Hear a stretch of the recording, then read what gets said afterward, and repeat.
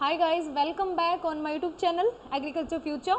Last जो आपकी class हुई थी जो कि मेज से रिलेटेड थी, ये उसका पार्ट सेकंड है।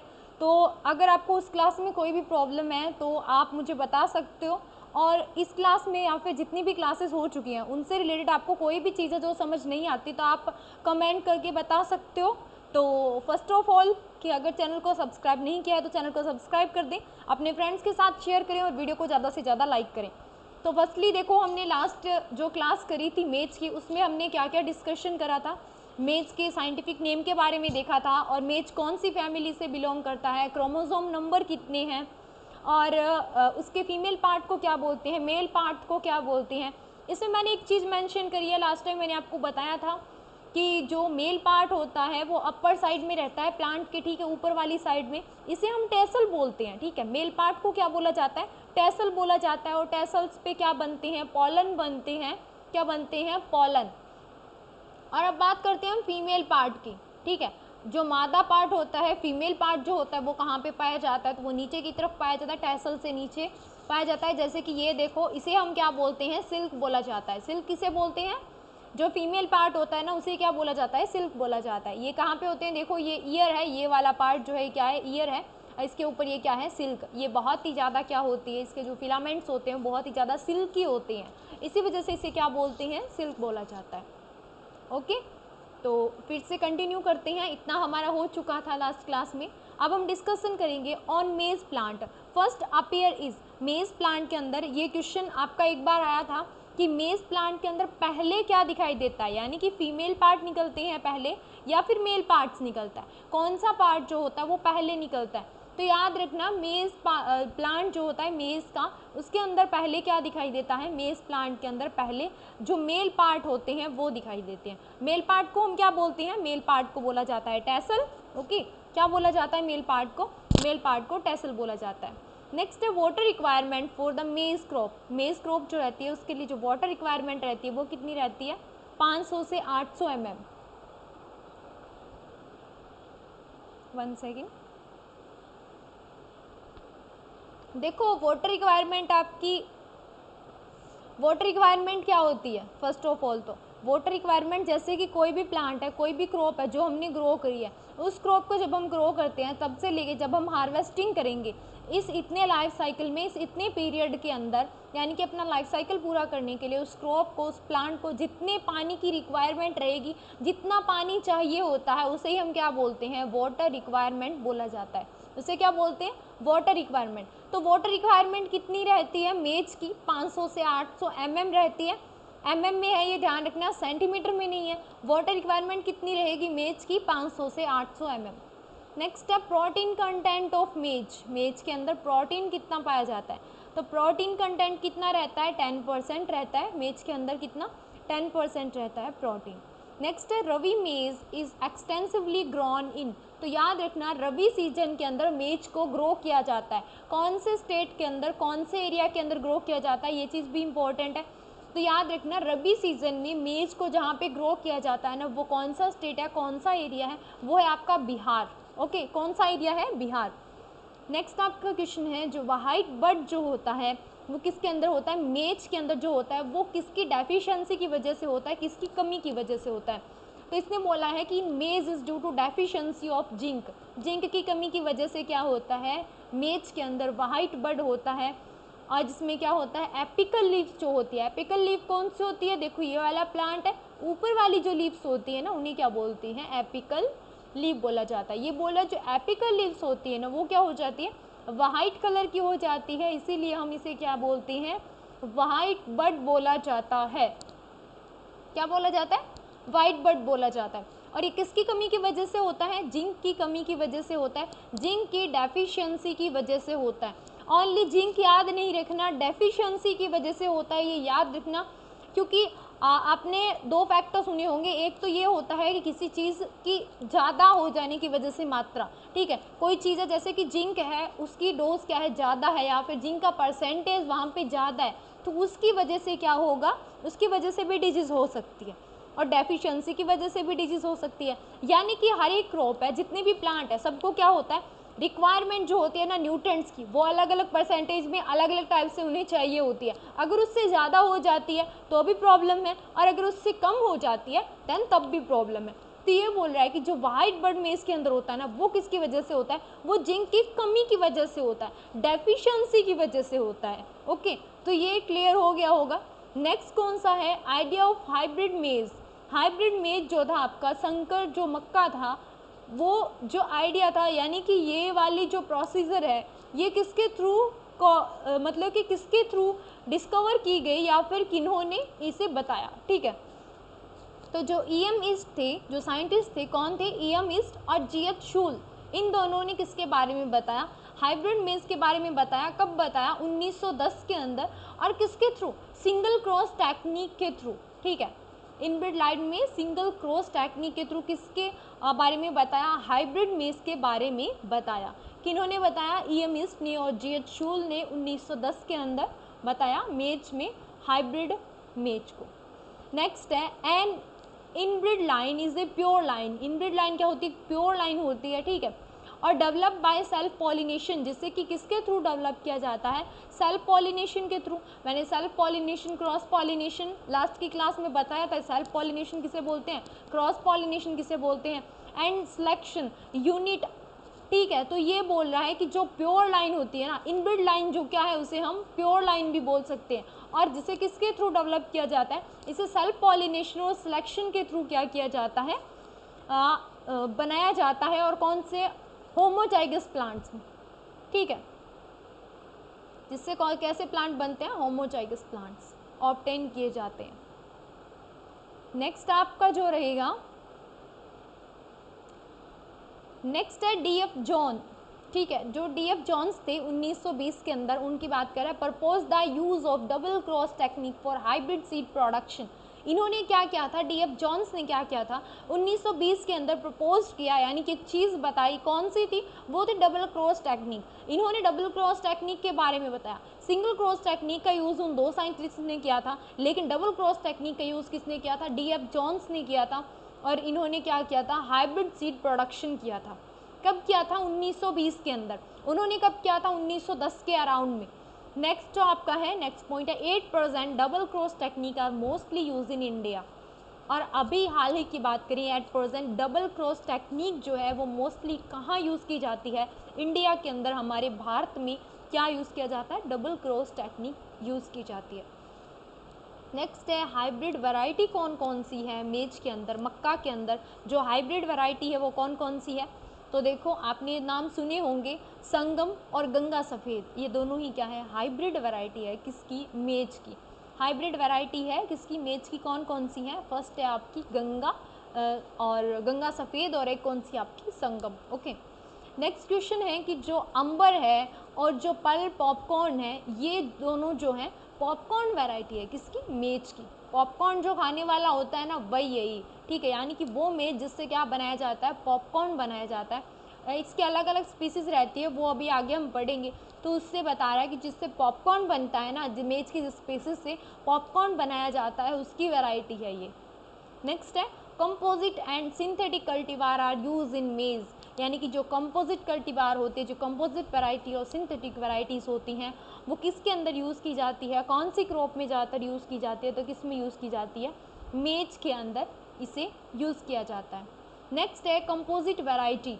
जो कंपोजिट वैरायटी है कौन सी, माधुरी और प्रिया।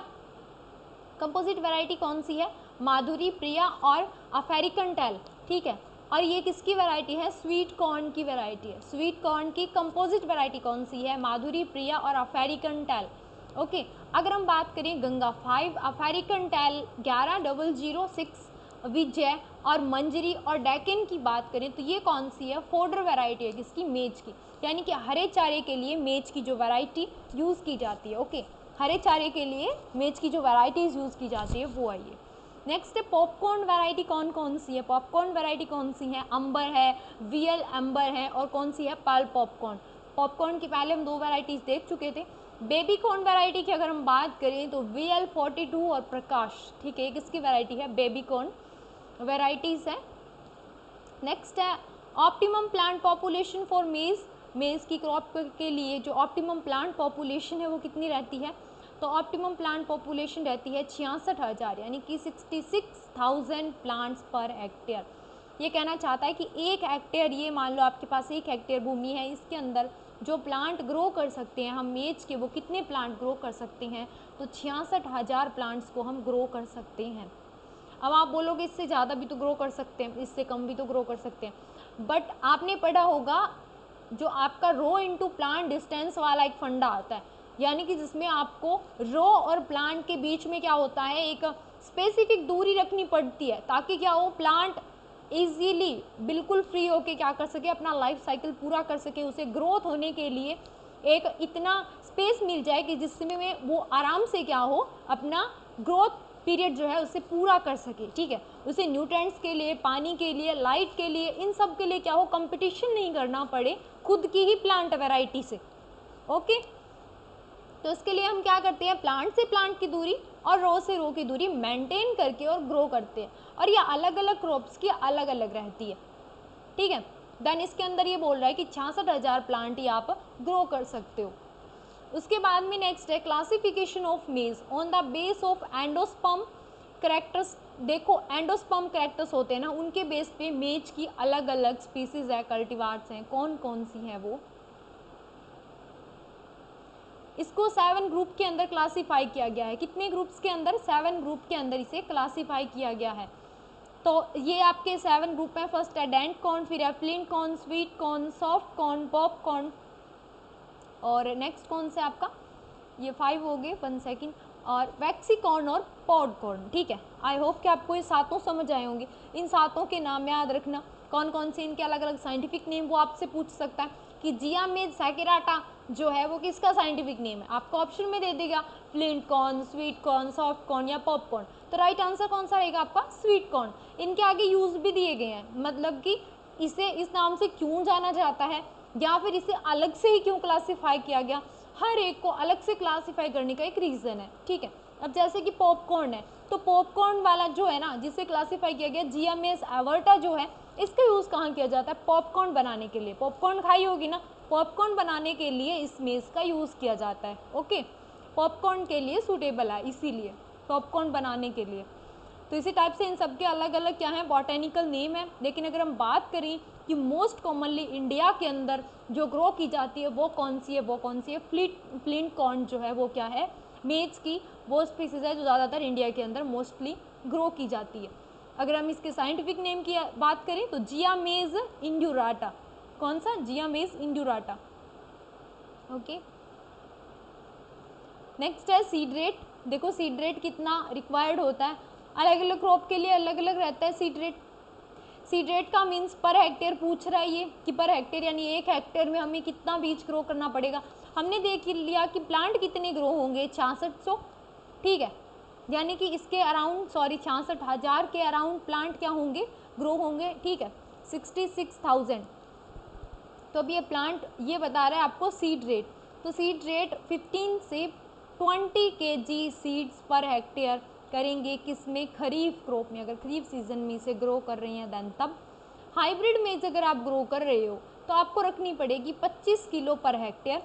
अगर आप फोडर पर्पस के लिए यानी आप हरे चारे के लिए मेज को ग्रो कर रहे हो, पशुओं को हरा चारा चाहिए इसीलिए आप मेज को ग्रो कर रहे हो, तो आप रखोगे इसकी 40 से 50 kg। आप बोलोगे तो डबल से ट्रिपल होगी। ठीक है, तो हाँ, कोई भी क्रॉप है जिसको आप फोडर के पर्पज से ग्रो करते हो फील्ड के अंदर, देन उसकी आपको क्या करनी पड़ेगी, ज़्यादा परसेंटेज देनी पड़ेगी नॉर्मली ग्रेन प्रोडक्शन के बजाय। जैसे कि अभी नॉर्मली आपको एक प्रोडक्शन चाहिए, उसके कंपैरिजन में अगर आपको वही क्रॉप एज ए फोडर चाहिए तो आपको उसकी ज़्यादा परसेंटेज डालनी पड़ेगी, सीड रेट ज़्यादा डालनी पड़ेगी, डबल से ट्रिपल डालनी पड़ेगी। रीज़न क्या है, देखो फोडर पर्पज़ में हमें क्या चाहिए होता है, हरा चारा चाहिए होता है, किसके लिए, पशुओं के लिए। ठीक है, तो अभी हमें तो हरा चारा ज़्यादा चाहिए ना, हमें ग्रेन से कोई मतलब नहीं है कि एंड में जो इल्ड मिलेगी हमें एज ए ग्रेन मिले। ठीक है, हमें बीज नहीं चाहिए, हमें क्या चाहिए, ग्रीन फोडर ज़्यादा चाहिए। मेन पर्पज़ हमारा क्या है, फोडर है, हमें पशुओं के लिए फोडर क्रॉप के पर्पज से इस क्रॉप को ग्रो किया है फील्ड के अंदर, तो हमें तो ग्रीन मटेरियल ज़्यादा चाहिए। तो सिंपल सी बात है, ग्रीन मटेरियल ज़्यादा चाहिए, इसका मीनिंग क्या है कि आप क्रॉप को बिल्कुल पास पास में ग्रो करोगे। नॉर्मली जब हम उसे फील्ड के अंदर ग्रो करते हैं तो हम एक डिस्टेंस रखेंगे। क्यों? उसका रीज़न ये है कि हम डिस्टेंस इसीलिए रखेंगे क्योंकि हमें अच्छे से प्रोडक्शन चाहिए होता है, कि हमें तो ग्रेन का प्रोडक्शन चाहिए। ग्रेन का प्रोडक्शन तभी होगा जब एक प्लांट को अपनी खुद की ग्रोथ पूरी करने के लिए उसे क्या होगा, एक स्पेस मिले, ठीक है, यानी कि जिसमें वो इजीली क्या हो सके, फल फूल सके, उसे कोई भी प्रॉब्लम नहीं हो। लेकिन फोडर वाले में ऐसा कोई सिस्टम नहीं रहता। इसमें तो ये है जितने ज़्यादा प्लांट उतना ही ज़्यादा ग्रीन मटेरियल। तो इसमें हम क्या करेंगे, सीड रेट भी ज़्यादा अप्लाई करेंगे क्योंकि प्लांट्स भी ज़्यादा ग्रो होंगे। अब देखो critical stage of water. Critical stage क्या होती है, जितनी भी क्रॉप्स है सबकी क्रिटिकल स्टेज अलग अलग रहती है, ठीक है, यानी कि एक ऐसी स्टेज आती है क्रॉप्स के अंदर जहाँ पे क्या होता है, उस टाइम उन्हें वाटर मिलना बहुत ज़्यादा ज़रूरी हो जाता है। अगर उन्हें उस कंडीशन में वाटर नहीं मिलता ना तो वो प्रॉपरली यील्ड दे ही नहीं पाएंगे हमें, जितना हमारा एस्टिमेटेड यील्ड का होता है उतना वो दे ही नहीं पाएंगे, ठीक है, या फिर हो सकता है वो अपना लाइफ साइकिल पूरा ना कर पाएँ सही से, ठीक है, तो इससे क्या होगा, फार्मर को लॉस होगा। तो ऐसी कंडीशंस हर एक क्रॉप के अंदर आती है, लेकिन सबकी अलग अलग रहती है, किसी की सेम नहीं रहती। क्रिटिकल कंडीशन जो होती है वो सबकी क्या होती है, अलग अलग रहती है वाटर रिक्वायरमेंट के लिए। ओके, तो देखो क्रिटिकल स्टेज ऑफ वाटर, इसकी कौन कौन सी हम मेज की पढ़ रहे हैं। Moisture and nutrient point of view, अगर हम बात करें कि moisture and nutrient point of view से, तो पीरियड जब टैसलिंग और सिल्किंग स्टेज होती है ना, यानी कि टैसलिंग किसे बोलते हैं, देखो जब टैसल्स बन रहे हो उसे हम क्या बोलेंगे, टैसलिंग। सिल्किंग किसे बोलेंगे, जब सिल्क बन रहे हो। सिल्क का मीनिंग क्या है, फीमेल पार्ट, ठीक है, सिल्क का बनना सिल्किंग, टैसल्स का बनना टैसलिंग। तो टैसल क्या होता है, मेल पार्ट होता है, मेल पार्ट को क्या बोलते हैं, टैसल बोला जाता है। फीमेल पार्ट को क्या बोलती हैं, सिल्क, ठीक है, फीमेल पार्ट का बनना क्या कहलाता है, सिल्किंग। यानी कि दो स्टेजेस ऐसी हैं मेज के अंदर जब क्या होता है, वाटर की रिक्वायरमेंट बहुत ज़्यादा ज़रूरी होती है, इस टाइम पे वाटर अप्लाई करना पड़ता है। ओके, नेक्स्ट स्लाइड में चलते हैं। नेक्स्ट आपकी वेराइटीज़ है। फर्स्ट टाइम अगर हम बात करें कि फर्स्ट टाइम इन इंडिया के अंदर जो फॉर डबल क्रॉस हाइब्रिड था वो रिलीज़ किया गया, तो उसकी वैरायटीज़ पूछ रहा है कि इंडिया के अंदर कौन कौन सी थी। तो कौन कौन सी थी, गंगा फर्स्ट, गंगा 101, डेक्कन और रंजीत, ये इम्पोर्टेंट है, ठीक है, ये शायद आपके 2016 के अराउंड में जेट के क्वेश्चन पेपर में पूछा गया था। गंगा फर्स्ट, गंगा 101, डेक्कन और रंजीत, ठीक है। नेक्स्ट है आपकी टॉप क्रॉस वैरायटीज़ कौन कौन सी है, तो टॉप क्रॉस कौन सी है आपकी, गंगा 2 और हाई स्टार्च, ये दोनों क्या हैं, टॉप क्रॉस वैरायटीज़ है आपकी किसकी, मेज की। नेक्स्ट है top cross hybrid is obtained by combining an inbred line and open pollinated variety. जो टॉप क्रॉस हाइब्रिड है वो किससे ऑब्टेन किया गया है, इनब्रिड लाइन के और ओपन पॉलिनेटेड वैरायटीज दोनों से, ठीक है। और 1967 की बात करें, 6 कंपोजिट वैरायटीज़ जो थी रिलीज़ की गई थी। ये बोल रहा है वो 6 कंपोजिट वैरायटी कौन सी थी, तो कौन सी थी, विक्रम, विजय, अंबर, किसान, जवाहर और सोना, ये कौन सी थी, 6 वैरायटी थी जो कि क्या थी, इन्हें रिलीज़ किया गया था 1967 के अंदर। नेक्स्ट आपकी है 1971 के अंदर lysine rich opaque 2 composite variety release की गई थी, कौन सी थी, प्रोटीना, जिसके अंदर कितना लाइसिन था, 4% लाइसिन था, ठीक है। और बाद में कौन सी थी, शक्ति रत्ना, ये रिलीज़ की गई, ठीक है, ये याद रखने पूछा जाता है। प्रोटीना जो है ऐसी कौन सी वैरायटी जिसमें 4% लाइसिन पाया जाता है, ऐसे पूछ सकता है, तो प्रोटीना है, ओके। और नेक्स्ट है synthetic variety. Synthetic variety means their advanced generation of multiple hybrid increase by open pollination. Synthetic variety का क्या मतलब है, एडवांस जनरेशन है किसकी, multiple hybrid. Multiple hybrid means बारी बारी से हाइब्रिड, ठीक है, और ये किसके थ्रू इंक्रीज की जाती है, ओपन पॉलिनेशन, ओपन पॉलिनेशन होने दिया जाता है। एग्जाम्पल के लिए ऐसी कौन सी सिंथेटिक वैरायटी है, अंबर। नेक्स्ट है new variety of quality protein मेज। न्यू वैरायटी कौन सी है, क्वालिटी प्रोटीन मेज की, इसे शॉर्ट में QPM बोला जाता है, जो कि किसके थ्रू रिलीज़ की गई थी, किसका यूज़ करके रिलीज़ की गई थी, ओपेक 2 जीन का यूज़ किया गया था जिसे रिलीज़ करने के लिए। तो कौन सी है, शक्तिमान फर्स्ट और शक्तिमान सेकंड। और एक वैरायटी और है, वो कौन सी है, HQPM फर्स्ट, ओके। अब ये पूछ रहा है नेक्स्ट आपसे कि ऑप्टिमम प्लांट पॉपुलेशन बताओ। ऑप्टिमम प्लांट पॉपुलेशन वो भी किसकी, खरीफ सीजन की पूछ रहा है। जो पहले हमने पढ़ी थी ना 66,000, वो तो थी नॉर्मली हम कितने प्लांट्स को ग्रो कर सकते हैं। अब ये एक सीज़न की पूछ रहा है कि खरीफ सीज़न के अंदर बताओ कि कितने प्लांट्स को ग्रो कर सकते हैं हम। कितने प्लांट को ग्रो कर सकते हैं, 65,000 से लेके 70,000, यानी कि 65,000 से लेके 70,000 प्लांट्स पर हेक्टेयर हम क्या हैं खरीफ सीज़न के अंदर ग्रो कर सकते हैं। ओके, तो उस क्लास में मैंने जो आपको बताया था कि बिहार में क्या किया जाता है, रबी सीज़न के अंदर किसे ग्रो किया जाता है, मेज़ को ग्रो किया जाता है। ओके, तो मिलते हैं नेक्स्ट वीडियो में, तब तक के लिए टेक केयर, और अपने फ्रेंड्स के साथ वीडियो को शेयर कर देना और वीडियो को लाइक करना। चैनल को सब्सक्राइब नहीं किया तो चैनल को सब्सक्राइब कर देना। मिलते हैं नेक्स्ट वीडियो में, तब तक के लिए टेक केयर, बाय बाय।